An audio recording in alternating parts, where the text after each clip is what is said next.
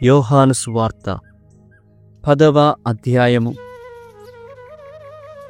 గొర్రెల మంద దృష్టాంతము.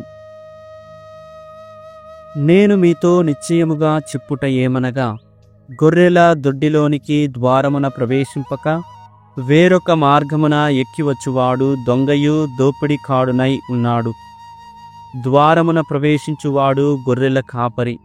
కావలివాడు వానికి తలుపు తీయును. గొర్రెలు వాని స్వరమును వినును. అతడు తన గొర్రెలను పేరు పేరున పిలిచి బయటకు తోలుకొని పోవును. తన గొర్రెలను అన్నిటినీ బయటకు తోలుకొని వచ్చిన పిదప వాడు వానికి ముందుగా నడుచును. గొర్రెలు వాని స్వరమును గుర్తించును, కనుక అవి వాని వెంట పోవును. అవి పరాయి వాని స్వరమును ఎరుగవు, కనుక అవి వాని వెంట వెళ్ళక దూరముగా పారిపోవును.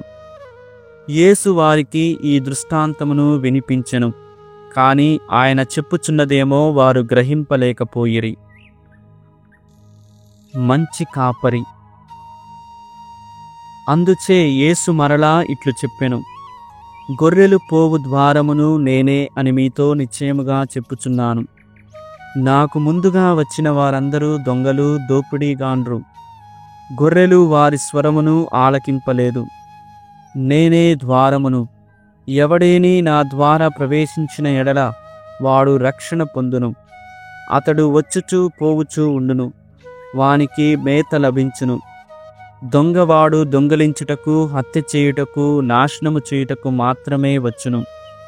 నేను జీవమునిచ్చుటకును దానిని సమృద్ధిగా ఇచ్చుటకును వచ్చియున్నాను. నేను మంచి కాపరిని. మంచి కాపరి గొర్రెల కొరకు తన ప్రాణమును ధారపోయును. జీతగాడు గొర్రెల సొంతవాడు కాడు, కనుక తోడేలు వచ్చుట చూచి గొర్రెలను విడిచి పారిపోవును. తోడేలు గొర్రెలను పట్టి బెదరగొట్టును. వాడు జీతగాడే కనుక వానికి గొర్రెలను గురించి చింతలేక పారిపోవును. నేను మంచి కాపరిని. నన్ను నా తండ్రి ఎరిగియున్నట్లు నేను నా తండ్రిని ఎరుగుదును. అట్లే నేను నా గొర్రెలను, నన్ను నా గొర్రెలను ఎరుగును. నేను గొర్రెల కొరకు నా ప్రాణమును ఇచ్చెదను. ఈ గొర్రెల దొడ్డికి చెందని వేరే గొర్రెలను నాకు కలవు. వానిని కూడా నేను తోడుకొని రావలయును. అవి నా స్వరమును ఆలకించును. అప్పుడు ఒకే మందయు ఒకే కాపరియు ఉండును. ఈ కారణము చేతనే తండ్రి నన్ను ప్రేమించును. ఏలయన నా ప్రాణమును మరలా పొందుటకై దానిని దారపోయుదును. ఎవడునూ నా ప్రాణమును తీసుకొనడు. నా అంతట నేనే ధారపోయుటకును దానిని మరలా తీసుకొనుటకును నాకు అధికారము కలదు. ఈ ఆజ్ఞ నాకు నా తండ్రి నుండి లభించినది అని యేసు పలికెను. ఈ మాటల వలన మరలా యూదులలో భేదాభిప్రాయములు ఏర్పడెను. అతనికి దయ్యము పట్టినది. అతడు వెర్రివాడు. అతని మాటలు ఏలా లక్ష్యపెట్టదరు అని వారిలో అనేకులు పలికిరి. మరికొందరు, ఈ మాటలు దయ్యము పట్టిన వాని మాటలుగా లేవు. దయ్యము గ్రుడ్డివారికి చూపును ఇయ్యగలదా అనిరి. యూదుల తిరస్కారము. యెరూషలేములో దేవాలయ ప్రతిష్టోత్సవము జరుగుచుండెను. అది శీతాకాలము. యేసు దేవాలయమున సొలొమోను మంటపమున నడుచుచుండెను. యూదులు ఆయన చుట్టూ గుమ్ముకూడి, నీవు ఎంతకాలము మమ్ము సందిగ్ధావస్థలో ఉంచెదవు? నీవు క్రీస్తువా? మాకు స్పష్టముగా చెప్పుము అని అడిగిరి. అందుకు యేసు వారితో, నేను మీకు చెప్పి తిని, కాని మీరు నమ్ముటలేదు. నా తండ్రి పేరిట నేను చెయ్యి పనులు నన్ను గూర్చి సాక్ష్యమిచ్చుచున్నవి. మీరు నా గొర్రెలలో చేరినవారు కారు, కనుక మీరు నమ్ముటలేదు. నా గొర్రెలు నా స్వరమును వినును. నేను వానిని ఎరుగుదును. అవి నన్ను వెంబడించును. నేను వానికి నిత్యజీవము ప్రసాదింతును. కనుక అవి ఎప్పటికినీ నాశనము చెందవు. వానిని ఎవడునూ నా చేతి నుండి అపహరింపలేడు. వానిని నాకిచ్చిన నా తండ్రి అందరికంటే గొప్పవాడు, కనుక వానిని నా తండ్రి చేతి నుండి ఎవడనూ అపహరింపలేడు. నేనును నా తండ్రియు ఏకమై ఉన్నాము అని చెప్పెను. యూదులు ఆయనను రాళ్లతో కొట్ట ప్రయత్నింపగా యేసు వారిని, తండ్రి యొద్ద నుండి మీకు అనేక సత్కార్యములు చూపితిని, వానిలో దేని కారణమున నన్ను రాళ్లతో కొట్టుచున్నారు అని అడిగెను. అందుకు యూదులు, నీవు మనుషుడవై ఉండియు దేవుడనని అనుచున్నావు, కావున దేవదూషణము చేసినందులకు నిన్ను రాళ్లతో కొట్టుచున్నాము, కాని సత్కార్యము చేసినందుకు కాదు అని అనిరి. అందుకు యేసు వారితో ఇట్లనెను, మీరు దైవములని నేను చెప్పితిని అని మీ ధర్మశాస్త్రమున వ్రాయబడి ఉండలేదా? దేవుని వాక్కు ఎవరి వద్దకు వచ్చినో వారే దైవములని చెప్పిన లేఖనము నిరర్థకము కానేరదు గదా. అట్లయినా తండ్రి నన్ను ప్రతిష్ఠ చేసి ఈ లోకమునకు పంపెను. అట్టి నేను దేవుని కుమారుడనని చెప్పినందున దేవదూషణము పలుకుచున్నానని నిందారోపణ చేయుచున్నారా? నేను తండ్రి పనులను చెయ్యని ఎడల మీరు నన్ను నమ్మవద్దు, కాని నేను వారిని నెరవేర్చుచున్న ఎడల మీరు నన్ను నమ్మకపోయినను నా క్రియలనైనను నమ్ముడు. తండ్రి నా యందును నేను తండ్రి యందును ఉన్నామని మీరు గ్రహింతురు. వారు మరలా యేసును పట్టుకొనుటకు ప్రయత్నించిరి, కాని ఆయన వారి చేతులలో పడక తప్పుకొనిపోయెను.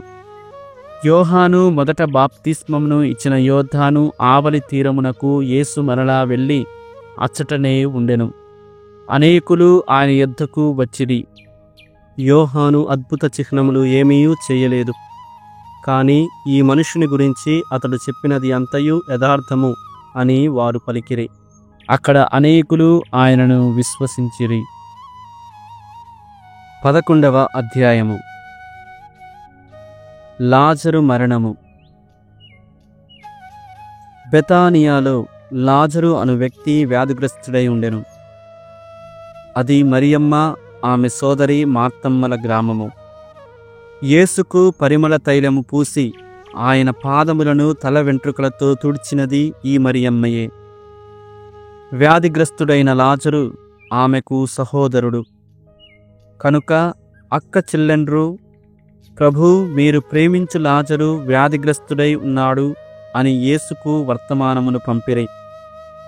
అది విని యేసు, ఈ వ్యాధి మరణము కొరకు వచ్చినది కాదు, ఇది దేవుని మహిమ కొరకును ఇందు మూలమున దేవుని కుమారుడు మహిమ పరపబడుటకును వచ్చినది అనెను.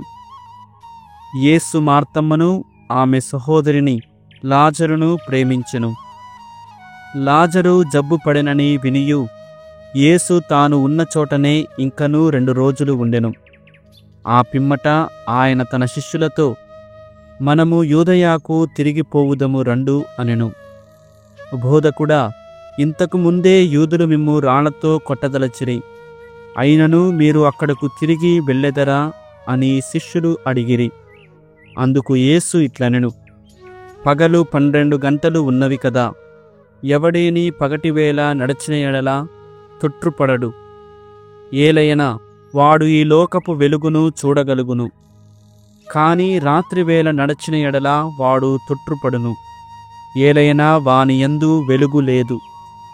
ఆయన వారితో మరలా, మన మిత్రుడు లాజరు నిద్రించుచున్నాడు, నేను అతనిని మేల్కొల్పుటకు వెళ్ళుచున్నాను అని చెప్పగా శిష్యులు, ప్రభూ, అతడు నిద్రించుచున్నచో బాగుపడును అనిరి. యేసు ఈ మాట అతని మరణమును గురించి చెప్పెను, కాని వారు వాని నిద్రను గురించి చెప్పెనని తలంచిరి. అప్పుడు యేసు వారితో స్పష్టముగా, లాజరు మరణించెను, మీరు విశ్వసించుటకు మీ నిమిత్తమై నేను అచ్చట లేనందున సంతోషించుచున్నాను. రండు, ఇప్పుడు మనము అతని యొద్దకు వెళ్ళుదము అని పలికెను. అప్పుడు దిదీము అనబడు తోమా, మనము కూడా వెళ్ళి ఆయనతో పాటు చనిపోవుదము అని తన తోడి శిష్యులతో అనెను. పునరుత్థానము, జీవము. యేసు అక్కడకు చేరిన పిమ్మట లాజరు సమాధి చేయబడి అప్పటికి 4 దినములైనదని తెలుసుకొనెను. బెతానియా గ్రామము యెరూషలేమునకు ఇంచుమించు క్రోసెడు దూరమున ఉన్నది. వారి సహోదరుని గూర్చి మార్తమ్మ మరియమ్మలను ఓదార్చుటకై పలువురు యూదులు అచటకు వచ్చిరి. యేసు వచ్చుచున్నాడని వినినంతనే మార్తమ్మ ఆయనకు ఎదురు వెళ్ళెను. కాని మరియమ్మ ఇంటి అందే కూర్చుండి ఉండెను. మార్తమ్మ యేసుతో, ప్రభూ, మీరు ఇచ్చట ఉండి ఉన్నచో నా సహోదరుడు మరణించి ఉండెడువాడు కాడు. ఇప్పుడైనను దేవుని మీరు ఏమి అడిగినను మీకు ఇచ్చును అని నాకు తెలియను అనెను. యేసు ఆమెతో, నీ సహోదరుడు మరలా లేచును అని చెప్పెను. అందుకు మార్తమ్మ, అంతిమ దినమున పునరుత్థానమందు అతడు మరలా లేచునని నేను ఎరుగుదును అని పలికెను. అప్పుడు యేసు, నేనే పునరుత్థానమును జీవమును. నన్ను విశ్వసించువాడు మరణించినను జీవించును. జీవము ఉండగా నన్ను విశ్వసించు ప్రతివాడు ఎన్నటికినీ మరణింపడు. నీవు దీనిని విశ్వసించుచున్నావా అని ప్రశ్నింపగా ఆమె, అవును ప్రభూ, లోకమున అవతరింపనున్న దేవుని కుమారుడవగు క్రీస్తువు నీవేనని విశ్వసించుచున్నాను అని చెప్పెను. యేసు కన్నీరు కార్చుట.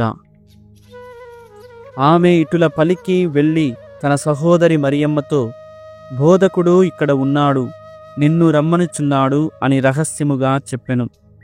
మరియమ్మ వెంటనే లేచి ఆయన యొద్దకు వెళ్ళెను. యేసు ఇంకనూ గ్రామము చేరలేదు. మార్తమ్మ తనను కలిసికొనిన స్థలముననే ఉండెను. ఇంటి యొద్ద మరియమ్మను ఓదార్చుచున్న యూదులు ఆమె ఉన్నపాటున లేచి వెలుపలకు బయలుదేరుట చూచి ఆమె వెంట వెళ్ళిరి. ఏలయన ఆమె సమాధి యొద్ద విలపించుటకు వెళ్ళుచున్నదని వారు తలంచిరి. మరియమ్మ యేసు ఉన్న చోటుకు వచ్చి ఆయన పాదములపై పడి, ప్రభూ, మీరు ఇక్కడ ఉండి ఉన్నచో నా సహోదరుడు మరణించి ఉండెడువాడు కాడు అనెను. ఆమె వెంట వచ్చిన యూదులను విలపించుటను చూచినప్పుడు యేసు హృదయము చలించెను. ఆయన దీర్ఘముగా నిట్టూర్చి, మీరు అతనిని ఎక్కడ సమాధి చేసితిరి అని అడిగెను. ప్రభూ, వచ్చి చూడుడు అని వారు పలికిరి. యేసు కన్నీరు కార్చెను. అంతట యూదులు, ఈయన అతనిని ఎంతగా ప్రేమించుచున్నాడో చూడుడు అని చెప్పుకొనిరి. కాని వారిలో కొందరు, గ్రుడ్డివానికి దృష్టినిచ్చిన ఇతడు లాజరును మృత్యువు నుండి తప్పింపలేకపోయెనా అనిరి. పునర్జీవము పొందిన లాజరు. యేసు మరలా దీర్ఘముగా నిట్టూర్చి సమాధి యొద్దకు వచ్చెను. అది రాతితో మూయబడిన ఒక గుహ. రాతిని తొలగింపుడు అని యేసు అనెను. మృతుని సహోదరి మార్తమ్మ, ప్రభూ, అతడు చనిపోయి 4 రోజులైనది, ఇప్పటికీ దుర్వాసన కొట్టుచుండును అనెను. యేసు ఆమెతో, నీవు విశ్వసించినచో దేవుని మహిమను చూచెదవని నీతో చెప్పలేదా అనెను. అంతట వారు రాతిని తొలగించిరి. యేసు కనులెత్తి, ఓ తండ్రి, నీవు నా ప్రార్థనను ఆలకించినందులకు కృతజ్ఞుడను. నీవు నన్ను ఎప్పుడునూ ఆలకించెదవని నేను ఎరుగుదును. కాని ఇక్కడ ఉన్న జనసమూహము నిమిత్తమై నీవు నన్ను పంపినట్లు వారు విశ్వసించుటకై ఇటులా పలికితిని అనెను. పిమ్మట యేసు బిగ్గరగా, లాజరు వెలుపలకు రమ్ము అని పలికెను. చనిపోయినవాడు వెలుపలకు వచ్చెను. అతని కాలు చేతులు ప్రేత వస్త్రముతో బంధింపబడి ఉండెను. అతని ముఖము వస్త్రముతో చుట్టబడి ఉండెను. యేసు వారితో, కట్లు విప్పి అతనిని పోనిండు అనెను. క్రీస్తుపై కుట్ర. మరియమ్మతో కలిసి వచ్చి ఈ అద్భుతమును చూచిన యూదులలో పలువురు ఆయనను విశ్వసించిరి.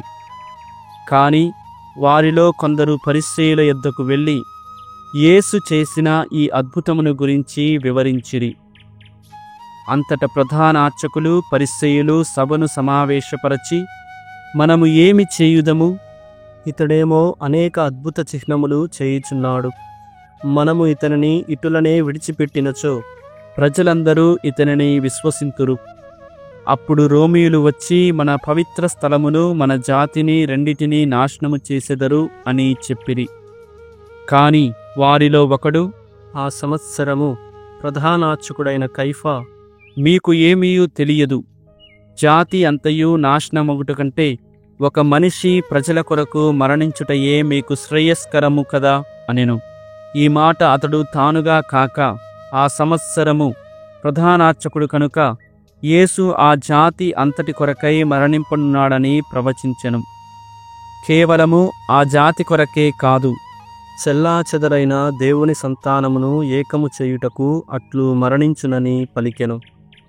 కావున వారు ఆనాటి నుండి యేసును తుదముట్టించుటకు కుట్రలు పన్నుచుండిరి. అందుచే యేసు అప్పటి నుండి యూదుల మధ్య బహిరంగముగా సంచరించుట మానివేసెను. ఆయన అచ్చట నుండి నిర్జన ప్రాంతము సమీపమున ఉన్న ఎఫ్రాయిము పట్టణమునకు వెళ్ళి తన శిష్యులతో అచ్చటనే ఉండెను. యూదుల పాస్కా పండుగ దగ్గర పడెను. అందుచేత ప్రజలు పల్లె ప్రాంతముల నుండి తమ్ము తాము శుద్ధి చేసుకొనుటకై పండుగకు ముందుగానే యెరూషలేమునకు వచ్చియుండిరి. వారు యేసు కొరకు వెదకుచుండిరి. దేవాలయమున ప్రజలు, నీకు ఏమి తోచుచున్నది? అతడు పండుగకు రాడా అని ఒకరినొకరు ప్రశ్నించుకొనసాగిరి. ప్రధాన అర్చకులు, పరిసయ్యులు ప్రజలను యేసు ఎక్కడ ఉన్నాడో ఎరిగిన వారు తమకు తెలుపవలసినదిగా ఆదేశించిరి. వారు ఆయనను బంధించుటకై అట్లు ఆజ్ఞాపించిరి. 12వ అధ్యాయము. బెతానియాలో అభిషేకము. పాస్కా పండుగకు 6 రోజుల ముందుగా యేసు బెతానియాకు వచ్చెను. అది మృతులలో నుండి లేపబడిన లాజరు స్వగ్రామము. అక్కడ యేసుకు విందు చేయబడెను. మార్తమ్మ పరిచర్యలు చేసెను. లాజరు పంక్తిలో కూర్చుండెను. అప్పుడు మరియమ్మ విలువైన స్వచ్ఛమైన జటామాంసి పరిమళ ద్రవ్యమును షేరున్నర తెచ్చి యేసు పాదములను అభిషేకించి తన తల వెంట్రుకలతో తుడిచెను. ఆ పరిమళముతో గృహమంతయు గుబాళించెను. అంతటా ఆయన శిష్యులలో ఒకడు, ఆయనను పట్టింపనున్న యూదా ఇస్కారియోతు, ఈ పరిమళ తైలము 300 దినారములకు అమ్మి పేదలకు ఇయ్యగూడదా అనెను. అతడు పేదల పట్ల జాలితో ఇట్లు అనలేదు, ఏలయన వాడు దొంగ, తన యొద్దనున్న డబ్బుల సంచి నుండి దొంగిలించుచుండును. అప్పుడు యేసు ఆమెను అట్లు చెయ్యనిండు. నా భూస్థాపన దినమునకై దానిని ఉంచుకొననిండు. పేదలు ఎల్లప్పుడూ మీతో ఉందురు, కానీ నేను ఎల్లప్పుడూ మీతో ఉండను అనెను.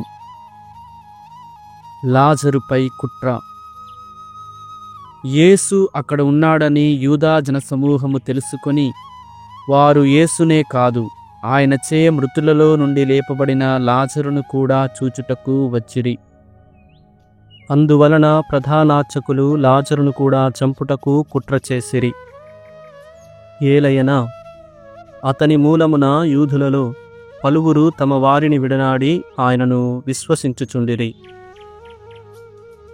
పురప్రవేశము.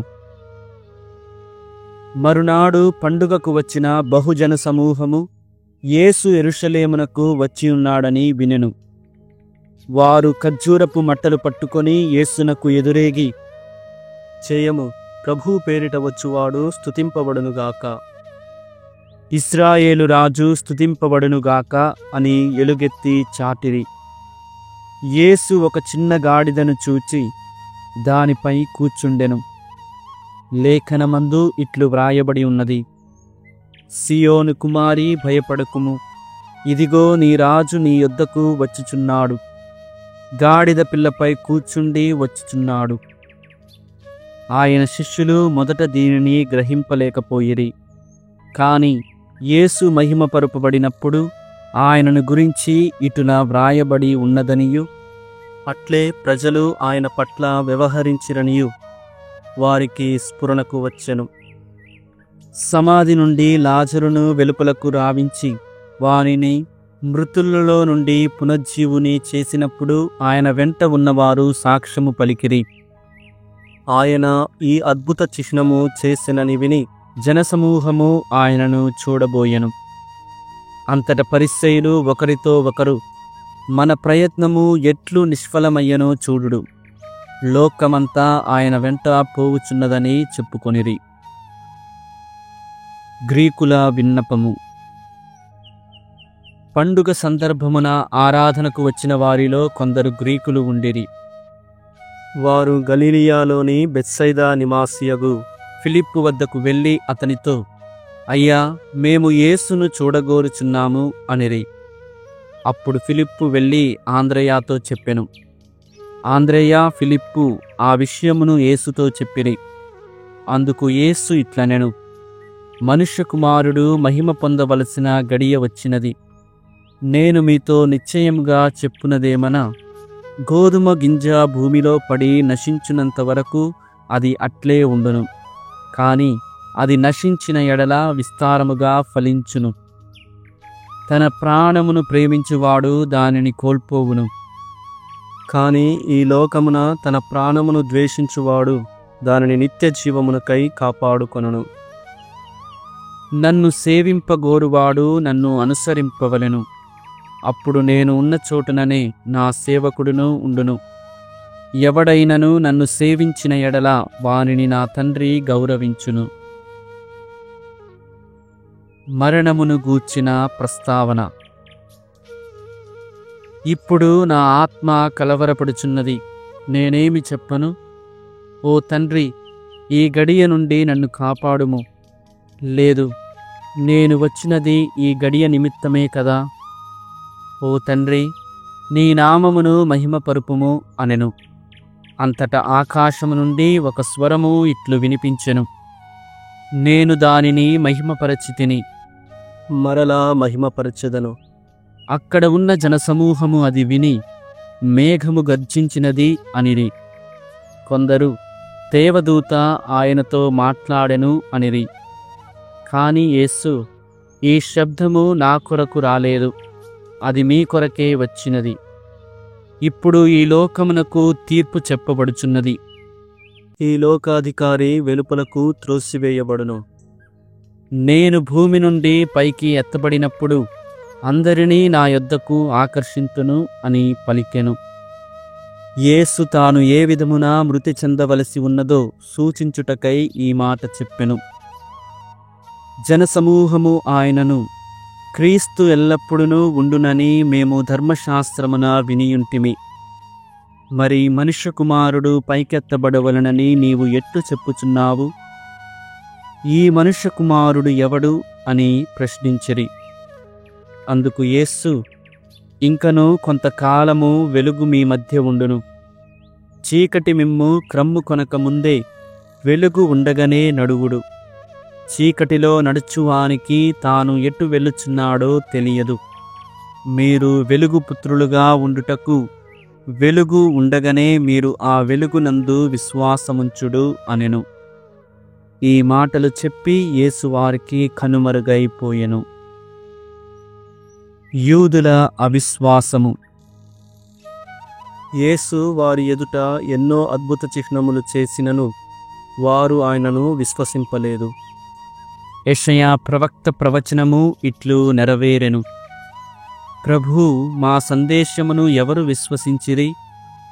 ప్రభూ తన శక్తిని ఎవరికి బయలుపరచెను? ఇందువలన వారు విశ్వసింపలేకపోయిరి.